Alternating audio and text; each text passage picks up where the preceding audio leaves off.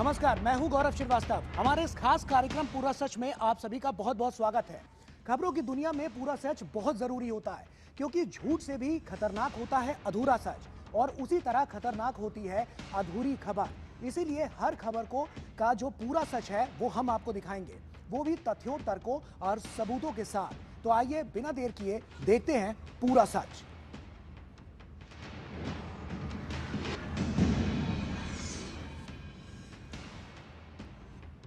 इस स्वतंत्रता दिवस पर लाल किले की प्राचीर से प्रधानमंत्री मोदी घुसपैठ के खिलाफ युद्ध का ऐलान कर चुके हैं।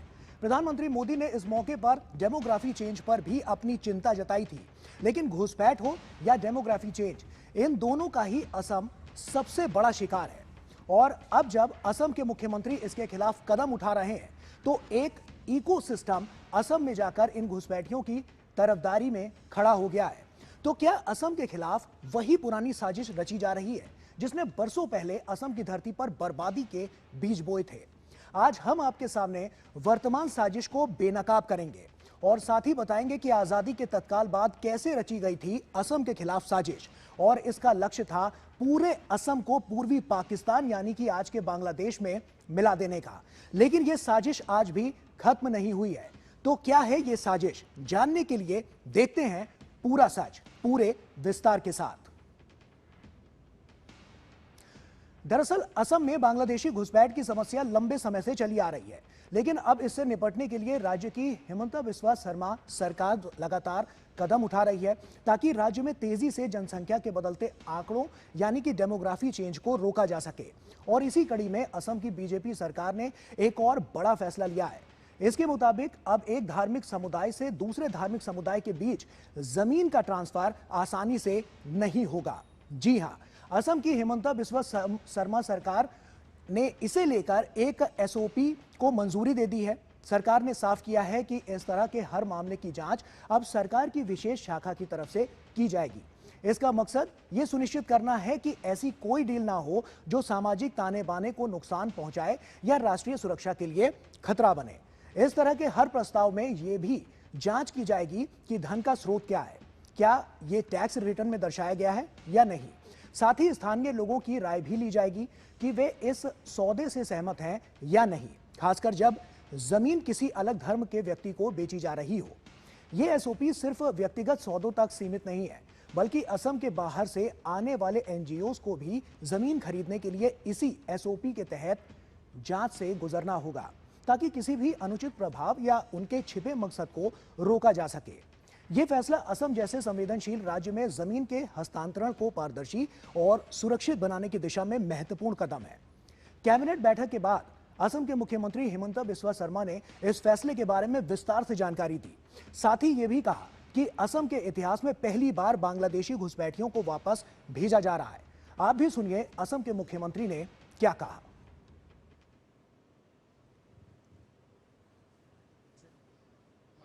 अब सिर्फ 8 महीने रह गए। Very carefully. So all such land transfer proposal will now come to the government. Government will scrutinize each and every proposal through our special branch. Right from Assam agitation, you will never heard even one Bangladeshi has been pushed back. So আজি 1985 চনৰ পৰা আজি 2025 চন হল, কেতিয়াও কোনেও অসমত শুনা নাছিল যে বাংলাদেশীক পুশবেক কৰিব পাৰি। আমিতো সপ্তাহত 70ৰ পৰা 100 গৰাকী 100 বাংলাদেশীক এতিয়া ৰেগুলাৰ পুশ কৰি আছো, পুশবেক কৰি আছো, যিটো অসমত আগত কেতিয়াও নাছিলে। हालांकि कांग्रेस और एआईयूडीएफ हिमंता सरकार के इस फैसले का विरोध कर रहा है। कांग्रेस का कहना है कि जब कांग्रेस की सरकार बनने पर वो नई एसओपी ले आएगी। वहीं एआईयूडीएफ का कहना है कि इसका राज्य की अर्थव्यवस्था पर बुरा असर होगा और जमीन की कीमतें घट जाएंगी। पहले आप सुनिए कांग्रेस और एआईयूडीएफ ने इस पर क्या कहा, फिर हम आपको बताएंगे घुसपैठियों के खिलाफ हिमंता सरकार के फैसलों का क्या है पूरा सच। हिमंत बिश्वा शर्मा जी के पास अब सिर्फ 8 महीने रह गए। इन 8 महीनों में उनको जो एसओपी निकालना है वो निकाल सकते हैं। आने वाले विधानसभा में उनकी सरकार जाने वाली है, उसके बाद हम कांग्रेस पार्टी की तरफ से एसओपी निकालेंगे। अगर हिंदू हिंदू को ही लैंड सेल करेगा, मुसलमान मुसलमान को ही लैंड सेल करेगा तो क्या होगा देखिएगा। इसका फायदा लेगा, एक सिंडिकेट क्रिएट होगा, वो लैंड परचेज करेगा, बहुत कम दाम से परचेज करेगा और बाद में वो सेल करेगा। यही एक सिंडिकेट को बढ़ावा दे रहा है। कांग्रेस और विपक्षी पार्टियां भले ही कितना भी हंगामा मचाते रहे, लेकिन हिमंत बिस्वा शर्मा ने घुसपैठियों के खिलाफ जबरदस्त मुहिम छेड़े रखी है। वो लगातार ऐसी नीतियां बना रहे हैं जिससे रोज घुसपैठियों पर शिकंजा कसता जा रहा है। आइए एक नजर इन नीतियों पर डालते हैं। हेमंत सरकार ने अब ये ऑर्डर निकाल दिया है कि नए आधार कार्ड कड़ी जांच के बाद ही बनाए जाएंगे। इसके लिए सरकार ने 1 अक्टूबर 2025 से नए वयस्कों के लिए आधार नामांकन पर रोक लगाई है। अब नए आधार कार्ड के लिए सुरक्षा जांच की एक कठोर प्रक्रिया से गुजरना पड़ेगा। 1950 में असम से निष्कासन के लिए बनाए गए अप्रवासी अधिनियम का अब सख्ती से पालन किया जाएगा। 1950 में अवैध घुसपैठियों के लिए बनाए गए इस कानून को पिछली सरकारों ने भुला दिया था, लेकिन अब इस कानून का उपयोग किया जाएगा। अतिक्रमण के खिलाफ जीरो टॉलरेंस नीति। असम में अतिक्रमण का घुसपैठ से सीधा संबंध है। राज्य में ज्यादातर अवैध अतिक्रमण घुसपैठियों से जुड़े हुए हैं।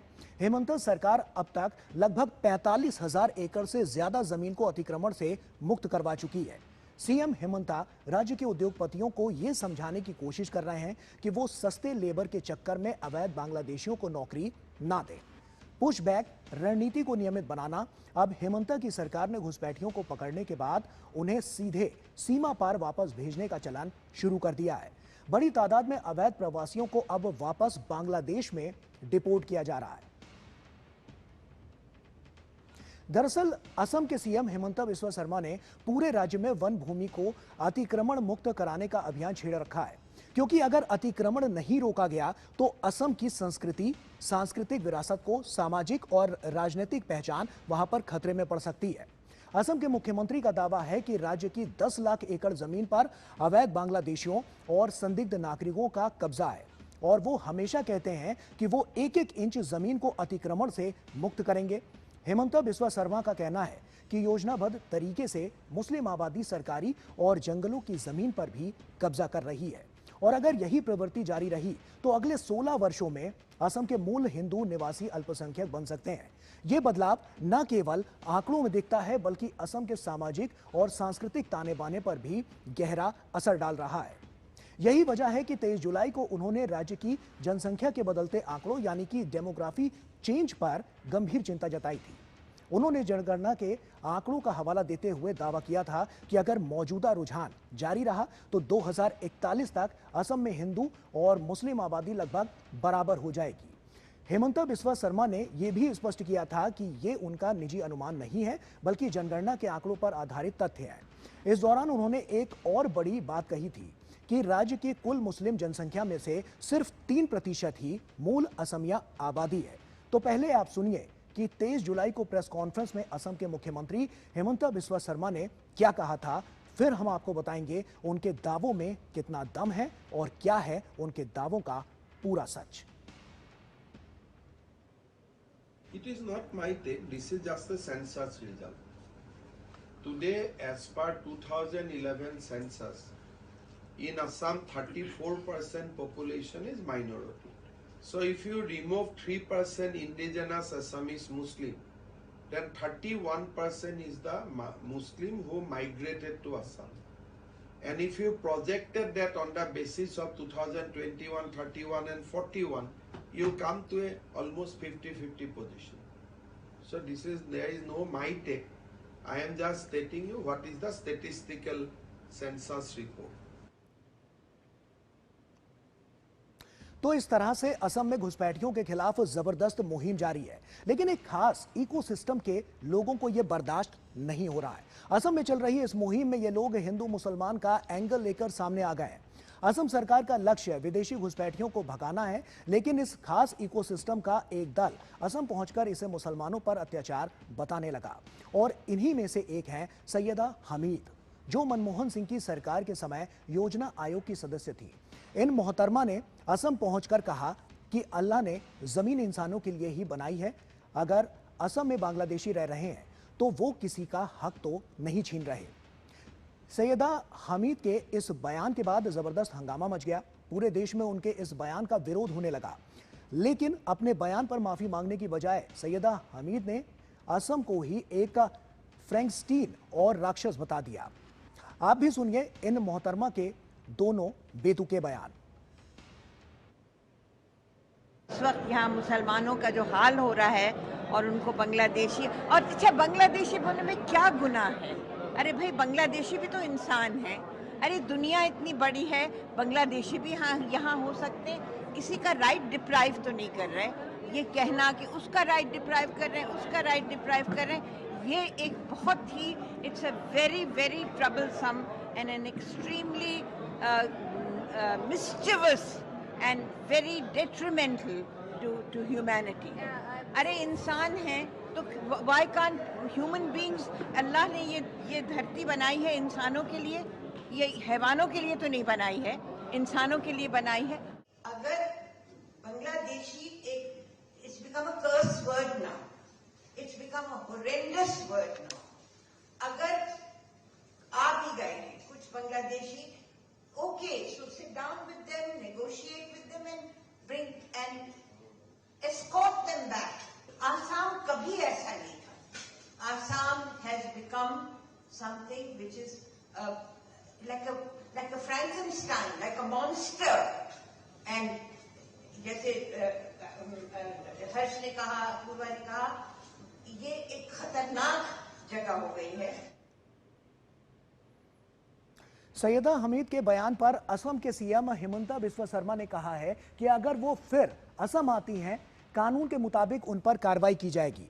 वहीं बीजेपी ने भी सैयदा हमीद के बयान को अराजकता फैलाने वाला बताया है और कहा है कि भारत कोई धर्मशाला नहीं है।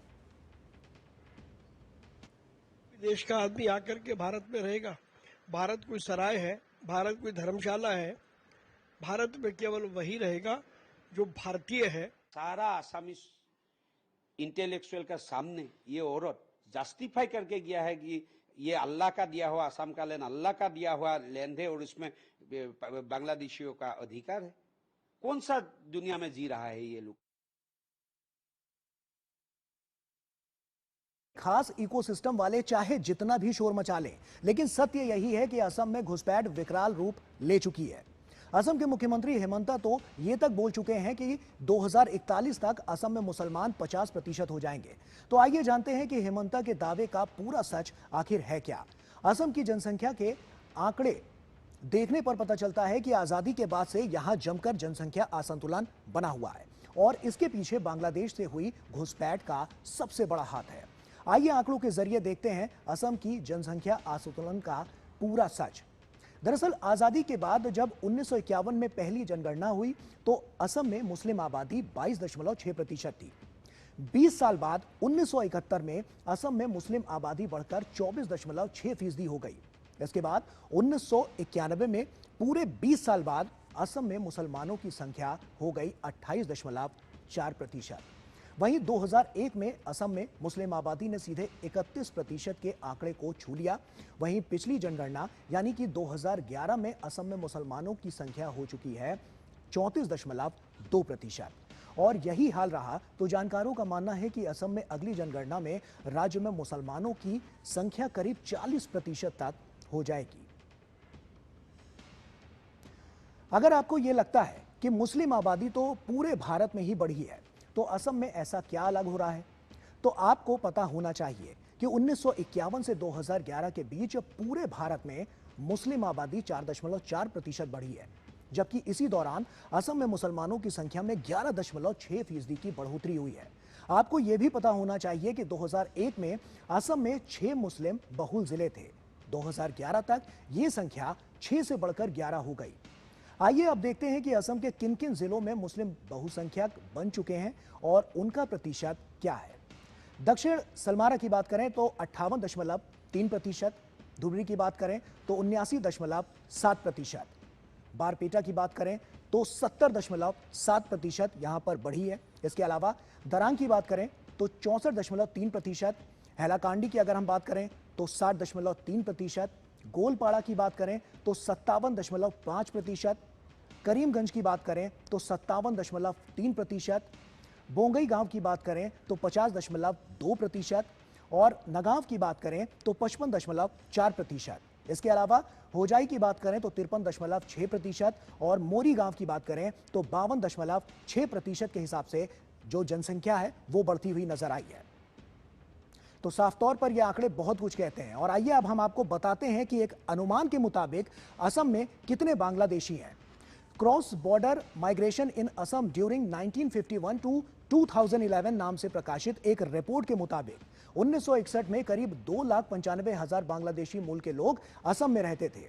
वहीं 1971 में बांग्लादेशियों की असम में संख्या बढ़कर हो गई करीब 7 लाख, जबकि अगले 20 साल में यानी 1991 तक आते आते असम में बांग्लादेशियों की संख्या में बेतहाशा बढ़ोतरी हुई और ये संख्या सीधे 21,20,000 तक पहुंच गई।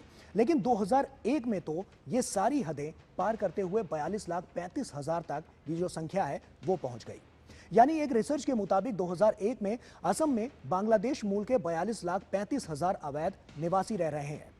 सोचिए 2025 में यह आंकड़ा और कितना बढ़ चुका होगा। यानी असम में स्थिति विस्फोटक है।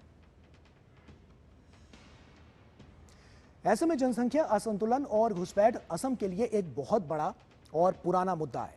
पिछले 120 सालों में असम में मुसलमानों की संख्या 45 गुना बढ़ चुकी है, जबकि इसी दौरान हिंदुओं की आबादी बढ़ी है सिर्फ 9 गुना।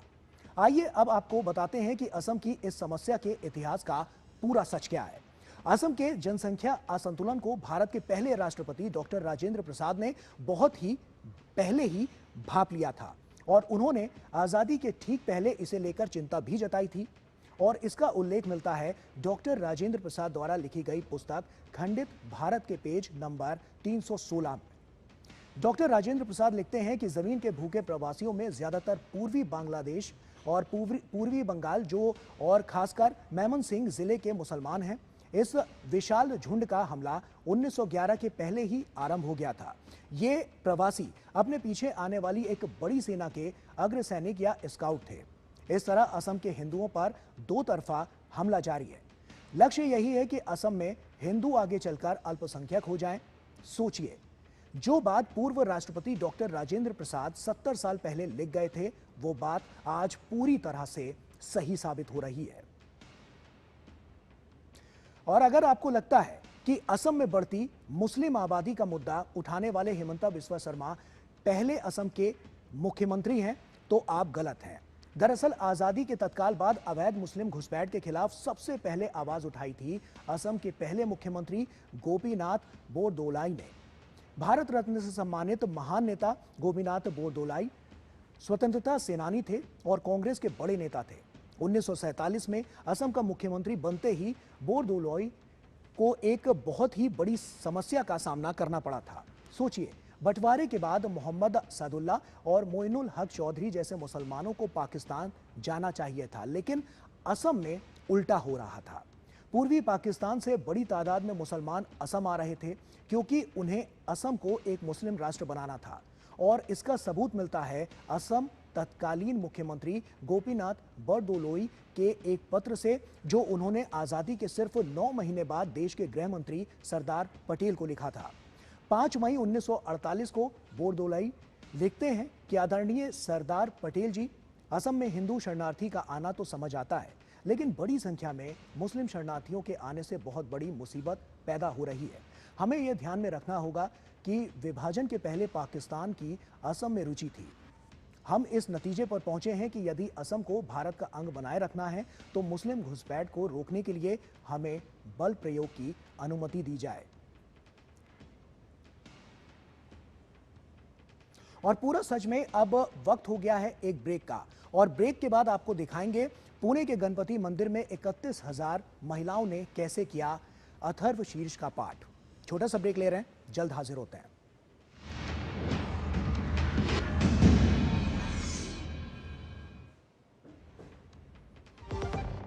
दादू, आप मुझे लेने क्यों नहीं आए? बेटा, दादू की तबीयत खराब है। उन्हें तेज बुखार, सर दर्द और उल्टियाँ भी हो रही।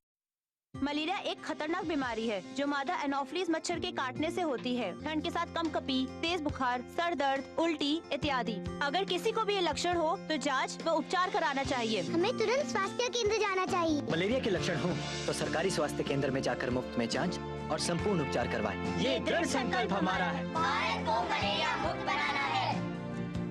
रिटायरमेंट के बाद लाल स्पोर्ट्स कार लूं या वर्ल्ड टूर? तू खाली पुलाव बना, मैं ऑर्डर कर रहा हूँ। पुलाव नहीं, प्लान।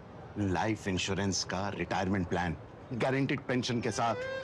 अब तेरे भाई के हर सपने होंगे पूरे।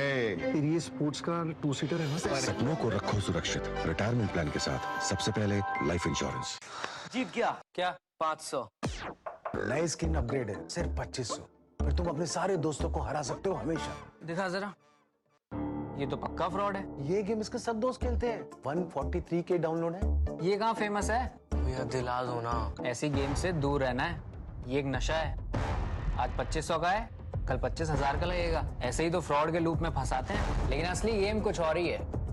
पैसे भी ले लेंगे और हो सकता है तुम्हारे फोन का एक्सेस भी, और फिर तुम्हें ब्लैकमेल करेंगे। स्कैमर्स के घिसे पिटे तरीकों में फंसकर मत करो कोई transaction. India, stop, think, then take action.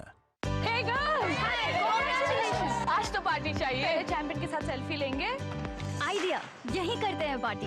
Pizza party. ये चल अपना कार्ड और पिन दे। मेरे कार्ड की डिटेल्स मैं खुद ही डालूंगी। आरबीआई कहता है अपना पिन, ओटीपी, सीवीवी या इंटरनेट बैंकिंग पासवर्ड किसी के साथ शेयर ना करें। ऑनलाइन बैंकिंग सिर्फ अपने कंप्यूटर, मोबाइल और सिक्योर नेटवर्क से करें। बाय गर्ल्स, कहाँ जा रही है? सुना नहीं, नो शेयरिंग। आरबीआई कहता है जानकार बनिए, सतर्क रहिए। गोल्डी छोले मसाले, जहाँ जाए रिश्ते बनाए। गोल्डी लाए हैं फ्रेश लॉक टेक्नोलॉजी, जो रखे मसालों को हर समय फ्रेश।